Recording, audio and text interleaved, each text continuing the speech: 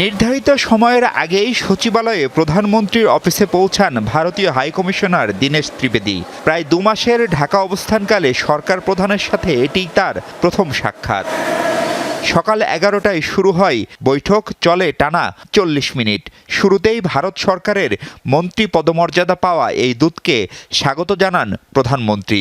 আসে গেল 5 আগস্টে ঢাকার অনুরোধ উপেক্ষা করে শেখ হাসিনাকে ভার্চুয়ালি সংবাদ সম্মেলন করতে দেওয়ার বিষয়টি।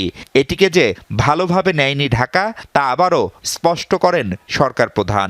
2024-এর 5 আগস্টের পর পররাষ্ট্র মন্ত্রণালয় 2 দফা চিঠি দিলেও এবারই প্রথম ক্ষমতাচ্যুত প্রধানমন্ত্রী শেখ হাসিনাকে সরাসরি ফেরানোর কথা বললেন প্রধানমন্ত্রী। প্রধানমন্ত্রী আমি গতকালও বলেছিলাম, উনি পাবলিকের মানুষ, আর খুবই ভাল লাগলো। আর we met more as public figure. I am not a diplomat. তাহলে it was like people's representative to people's representative. আর আমি খুবই আনন্দ যে ওনার সঙ্গে আমার দেখা হলো। আর ফার্স্ট একদম দেখা হওয়ার সাথে সাথে এমনি মনে হয়নি যে প্রথমবার আমি ওনার সঙ্গে দেখা করছি। আর খুবই ভালো, খুবই হাম্বল, অন দ্য গ্রাউন্ড। আলোচনা কি হবে? People to people, people to people.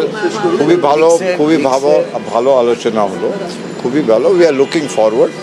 আমাদের ইনভিটেশন তো আগে থেকে আছে। So last time also I mention যে people of India, prime minister of India is looking forward, and we are positive that দুটো লিডার সাথে বসলে, আলোচনা হলে ডেমোক্রেসিতে ইস্যুস থাকবে। ইস্যু না থাকলে ওইটা ডেমোক্রেসি না। ঠিক আছে, আমাদের ইস্যু হবে, বাংলাদেশের ইস্যু হবে, কিন্তু মানুষের ইস্যু একটাই, যে ভালো সম্পর্ক। আমাদের নেবারহুড তো বদলাতে পারবে না, হিস্ট্রি বদলাতে। আমি সবসময় বলি যে we don't only share the border, we share dreams. আমরা তো স্বপ্ন শেয়ার করি, তাই তো।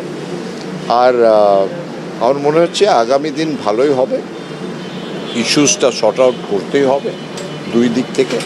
আর I am very confident, I am very confident.